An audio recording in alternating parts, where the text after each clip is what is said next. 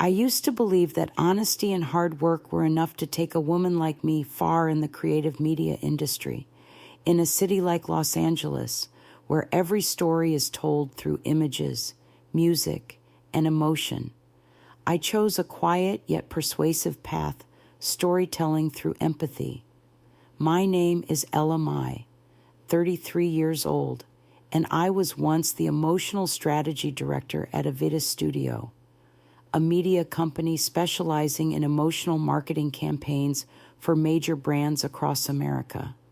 I had no striking looks or influential connections, but I had sharp intuition, the ability to see through people's pain and turn it into messages that left audiences breathless. Starting as an intern, it took me 8 years to reach that position, step by step, without shortcuts, scandals, or backing. The campaigns I led all had one thing in common: they lingered, not because of flashy creativity, but because they touched unexpected corners of memory. People in the company called me the storyteller of flesh and bone, because I never worked with cold data. I always began by listening, and it was that approach that made me the most critical person in the Return to Human project at Avidus, the company's biggest campaign of the year with a nearly $5 million budget, aiming to redefine true values in sustainable relationships after the pandemic. It started as a small initiative I proposed, but after catching the attention of a healthcare brand, it was elevated to centerpiece status and became a make-or-break effort for the creative team. I spent nearly 6 months studying post-COVID consumer behavior, visiting nursing homes, hospitals, and shelters to gather stories, meeting people who had been left behind to understand what made them lose faith and what inspired them to start over. I once told my team that marketing is no longer about leaving impressions, it's about healing, and they believed me. Among them was Camille Rivers, my closest colleague, the one I had mentored since she was a fresh-out-of-college copywriter, the one who cried in the meeting room when her pitch was rejected and was comforted in my arms as I told her that raw emotions always have a place if we are patient enough. I never imagined Camille would be the first to push me out of the position I had spent nearly a decade building. It began when I took a 3-week leave to accompany my mother for treatment in Austin. She had been diagnosed with stage 3 breast cancer, and the doctor advised that someone be by her side at all times. I prepared thoroughly, sending all the documents, timelines, and strategy notes to the team with a message that I would remain available online if adjustments were needed. Camille was appointed interim lead on the project in my absence, and I trusted everything would be fine. But just 3 days after my flight, an email from internal communications arrived, announcing a mid-level restructuring meeting in which Camille was named director of the Return to Human campaign. No explanation, no call from the CEO. I called Camille. Her voice faltered as she said, "You understand, don't you? I didn't have a say in this. I didn't understand. All I knew was that the documents I had submitted had been edited, my name removed from the credits, the video script I had handwritten, line by line, aired at the launch event without a single mention of its author. I returned to Los Angeles earlier than planned, without telling anyone. That night, I wore the navy blue dress I had prepared for the premiere, sitting in the 5th row, watching Camille accept flowers, bow, and say that this campaign was a personal journey by a young team searching for truth in a chaotic world. I wanted to leave midway, but couldn't lift my legs. Olivia, a colleague from the post-production team, sat beside me, gently squeezed my hand, and whispered, "I'm sorry," after the event. I went home quietly. In my handbag was still the envelope containing my resignation letter, which I had meant to submit the week before. I opened it and, with trembling hands, Added one more line, reason betrayal. The next morning, I went to the office to pack up. My desk had already been cleared, leaving only an old coffee mug and a withered cactus Camille had given me 2 years ago after her heartbreak. I picked it up and walked out of the building without looking back. That afternoon, my mother called. She said there were new test results and asked me to return immediately. There was something in her voice that made my throat tighten. I booked the earliest flight to Austin 2 days later. The doctor told us the cancer had metastasized. She needed urgent chemotherapy, but the insurance didn't cover most of the specialized medication. I sat in the hospital hallway, phone dead, my bank account holding only $2,000, and the only job I had was just taken away. I used to think I was strong, but in that moment, I felt empty, not because I had been wronged, not because I lost a title, but because, for the first time in my life, I realized that everything I believed to be true could vanish with a single email. Beside me, my mother was sleeping. Her hands had grown thinner, fingers clinging to the blanket as if afraid it too would slip away. I placed my hand over hers and wondered whether I could start again when all I had left was a memory of having once been trusted. But perhaps, from that bottomless place where nothing else could be lost, something inside me had already begun to stir, and I knew this game wasn't over. It was just beginning again, on a different stage, where I would write a new script for myself. Some moments in life arrive so quietly that by the time you notice them, everything has already changed. That day, I was sitting with my mother during a routine checkup when Olivia called, her voice hesitant but urgent. "Have you seen Avidis's latest post?" I opened my phone, scrolled through the media industry feed, and the first headline cut through like a blade, "Return to Human Campaign, accused of emotional plagiarism by independent creators." Below it was a long analysis by a respected industry expert, listing shocking similarities between the award-winning campaign and content previously published by small, independent artists on their personal platforms. What stunned me most was the final section, where an anonymous comment claimed that the original scriptwriter of Return to Human had quietly left the company after receiving no recognition. The person didn't name me, but a few specific details. The line "silence is a form of love" and the hospital setting in the video were enough to catch the attention of anyone who had ever worked with me. Just a day later, I received an email from a journalist at Creativa Weekly requesting an exclusive interview because they had put the missing piece of the story together. I didn't respond. I didn't need the media to defend me.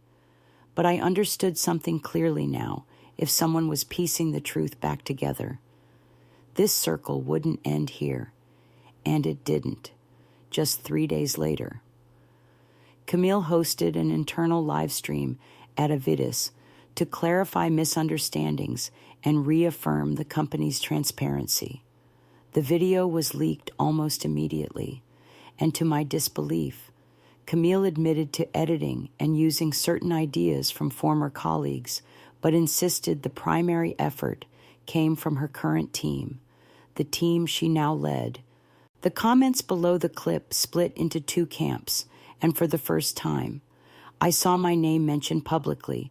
One verified account wrote, "I worked with LMI on the Healthy Grief Project in 2021, and the emotional arc at the end of Return to Human is identical to how she structured that video."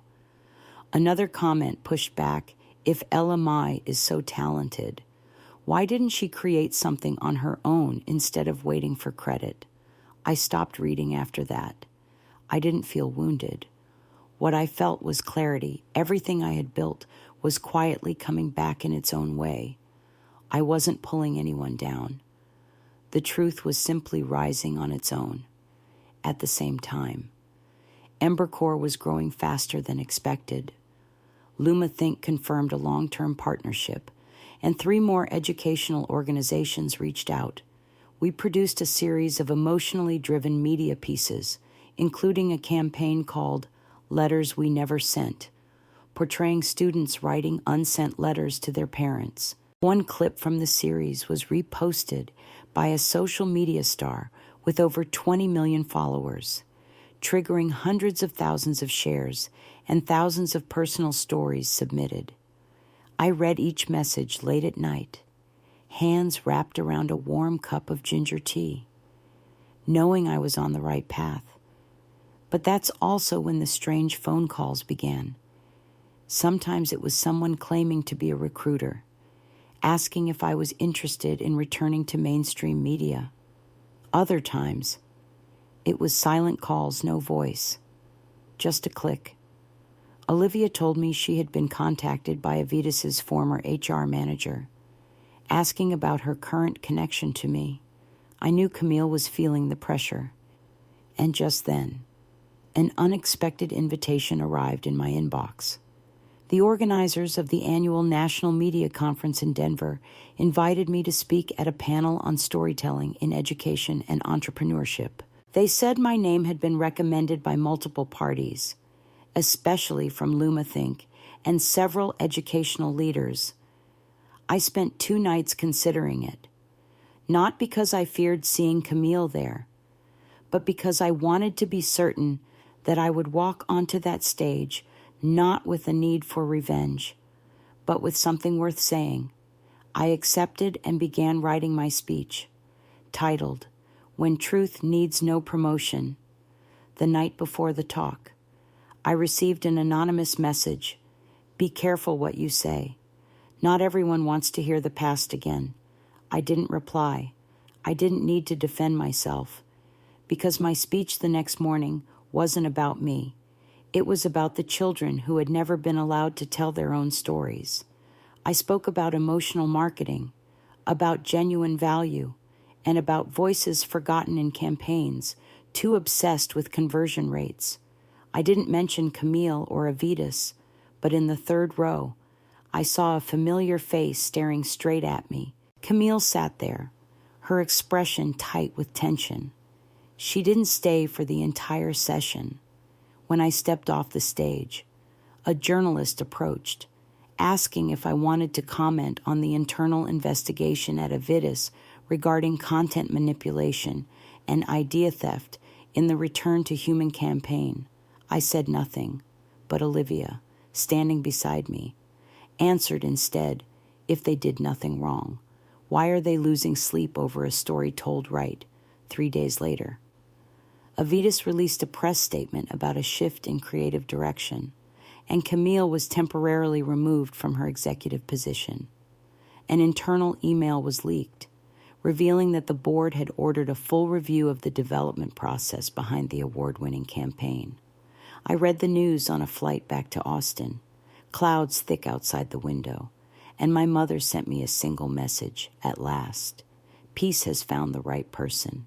I didn't know what awaited me next, but I knew one thing for certain. From that moment on, the game would never be the same, and the one who once pushed me to the lowest rung was now beginning to feel the cost of denying a truth they could never hold on to forever. I never imagined that a partnership offer could leave me so silent.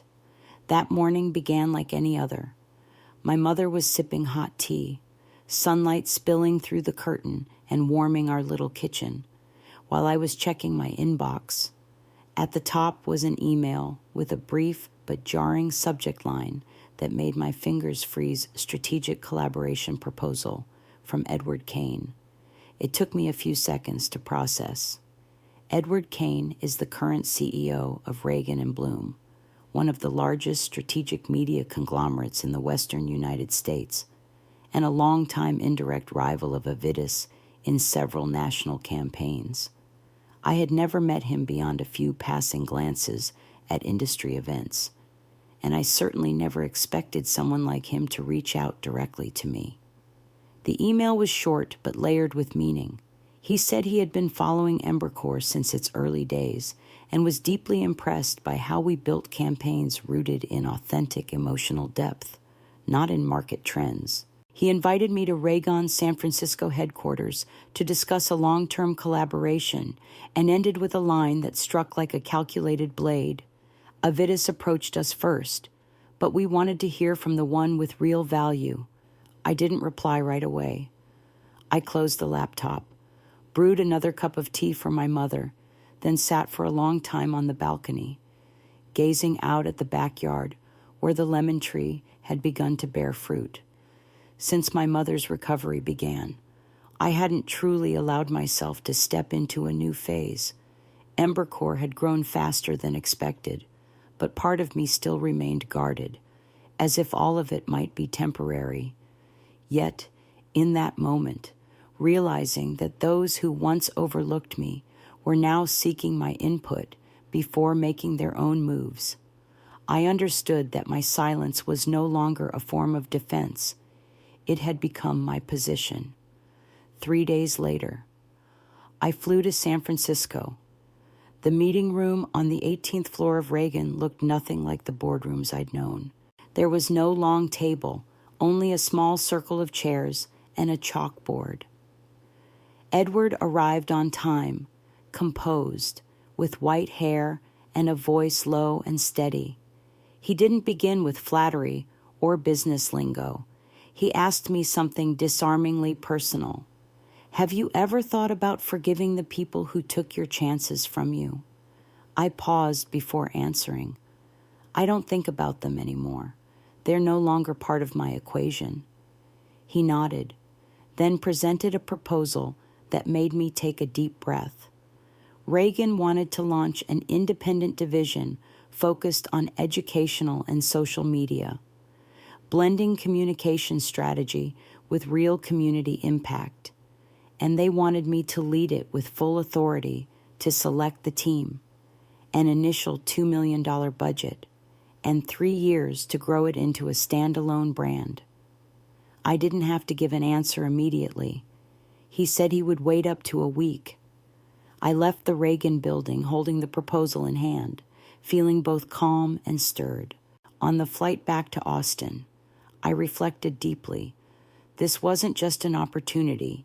It was an acknowledgement from the very industry that had once pushed me out without remorse. But when I opened the documents at home, the first thing that caught my eye was a clause stating all campaign rights will be owned by Raygon. I froze. Maybe this was the moment I needed to ask myself how I truly wanted to return. 1 week later, instead of sending back a confirmation, I sent Edward a different plan. It wasn't an acceptance. It was a counter-proposal for a peer-to-peer partnership between Embercore and the new unit Raygon wanted to create.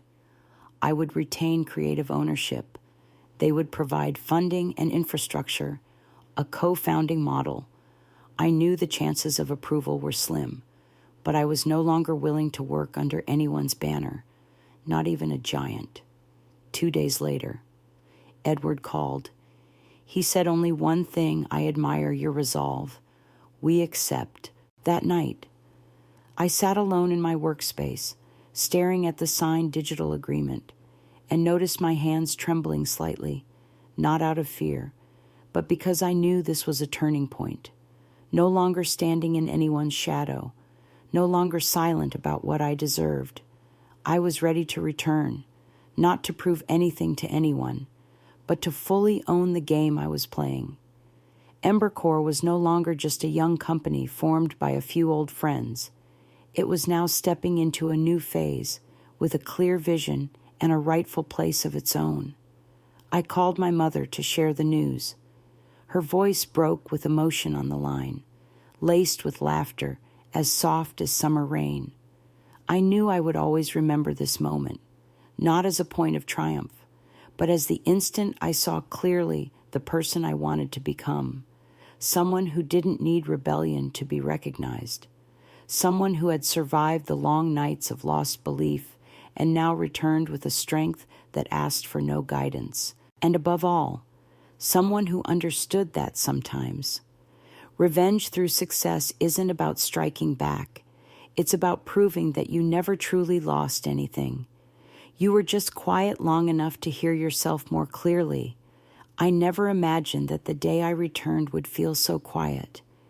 There were no stage lights, no applause, just a pale gray afternoon at Embercore's new headquarters in Seattle, where I had just finished delivering the opening strategic presentation for our partnership project with Reagan.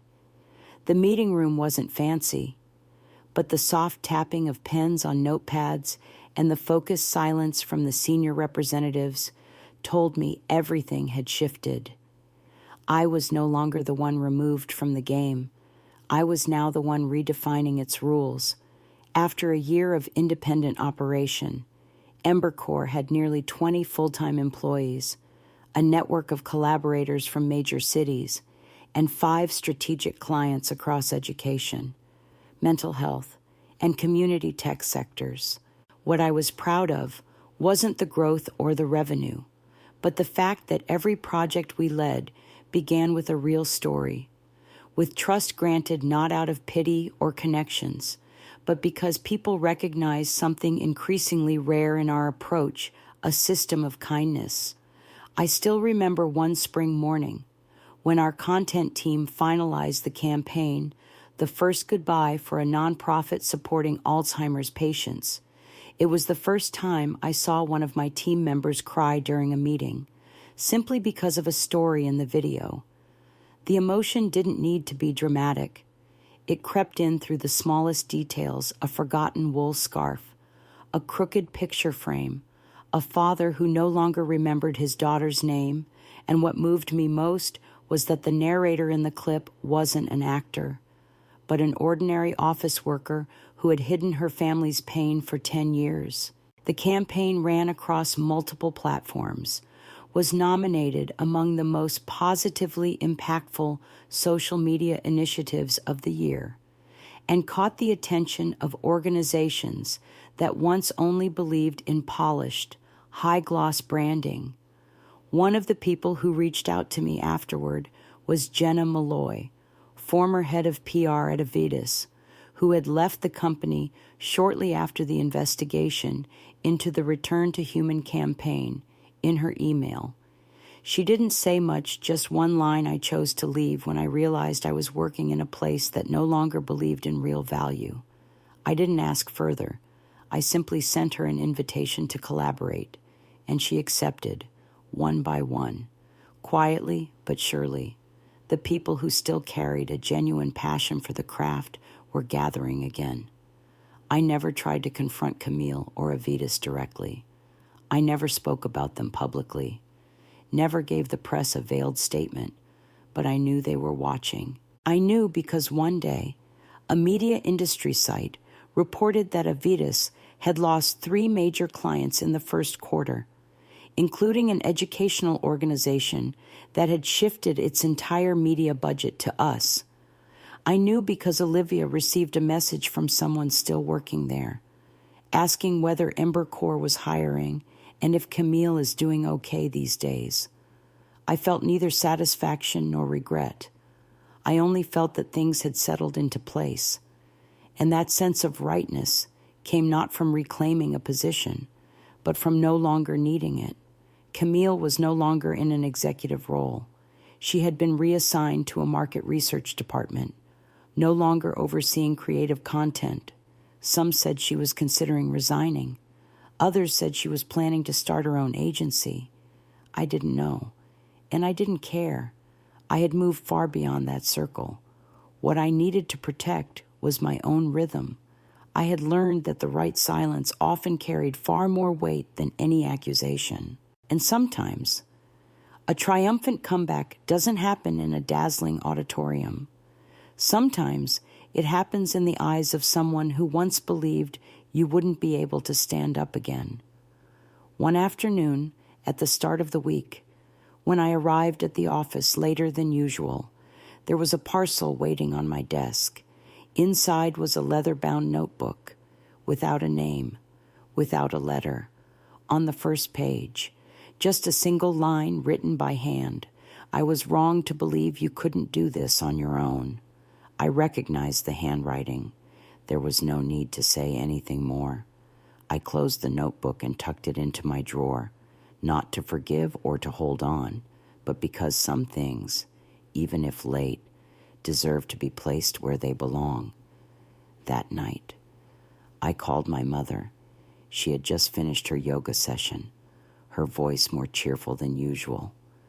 We talked about plans to move to a new city next year, somewhere with more greenery and a gentler climate. I said I was thinking of Portland. She said anywhere with lavender would be fine before we hung up. She said one thing that made me pause in silence. I'm glad you didn't let resentment make you lose your way. I sat for a long time after that call, staring out the window where the street lamp softly lit up a summer night. There was no more pain, no more need for justice. Only one thing remained certain. I had come full circle to realize that victory isn't about who falls. It's about how you continue walking. And if anyone asked me whether I regretted trusting the wrong person, I would smile and say that it was that very trust that led me to exactly where I was meant to be. No one can steal what defines who you are if you know how to protect it by staying true to what you believe. I don't remember the exact moment that made me sit up in the middle of the night and open my old laptop, but I knew I no longer wanted to cry. Maybe it was the quiet look in my mother's eyes after each chemotherapy session, or the faint sound of her breathing as she slept, as if she were apologizing for making me stay in Austin. Or maybe it was that one morning at a cafe near the hospital when I overheard two middle-aged women talking about a commercial that had made them cry. When they mentioned the scene of a father standing in front of a photo of his late ex-wife, reading a letter he never sent, I realized it was the script I had written for Return to Human. That video had gone viral, earning Avita's studio a prestigious award, giving Camille her executive role, and offering viewers the kind of emotional resonance I had always longed to create. The only thing it didn't bring was credit to the one who wrote it. I returned to the small rental apartment just a few blocks from the hospital and replayed the video on YouTube, watching the flood of comments scroll endlessly. Someone wrote that the video had inspired them to forgive their mother after years of silence. Another said they called their ex-wife after watching it. I read through more than 120 comments, and still, not a single person mentioned my name. Strangely, I didn't feel the bitterness I had expected. What I felt most clearly was a question rising in my throat if everything I created could move people so deeply. Why was I waiting for someone else's permission to continue? I no longer wanted to work for anyone. Not because I hated companies, but because I finally understood that no one protects your true worth better than you do. That thought took root in my mind like a seed landing in cold soil in the days that followed. I began to act quietly. Mornings were spent taking my mother to chemo. Afternoons, I sat in the hospital hallway, rewriting old strategies I had once created, reviewing past projects from my intern years. I combed through every folder on my hard drive, noting each campaign I had helped shape but was never officially credited for. I wasn't doing this to sue anyone or expose anything. I was simply reorganizing my memory, trying to understand exactly what I held in my hands before deciding where to go next. The following week, I created a new LinkedIn account. I didn't use my old photo, didn't list any former titles. My profile description was simple. I don't make ads, I build connection. Within 2 weeks, I posted 7 times, each one uncovering an unseen side of emotional marketing. The Times clients demanded edits because it wasn't tearful enough. The Times' ideas were rejected simply because the approver lacked the emotional depth to understand. The third post was reshared by an editor from a media magazine. The fifth caught the attention of a storytelling trainer's recommendation feed. I didn't mention a Vitis studio, nor did I name Camille, but anyone who worked in the industry knew exactly who and what I was talking about.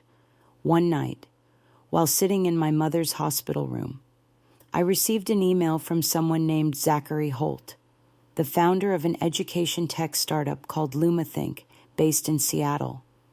He said he had read my posts and wanted to invite me to consult on a new campaign focused on emotional education in schools.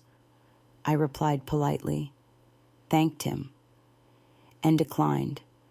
But he called me right after.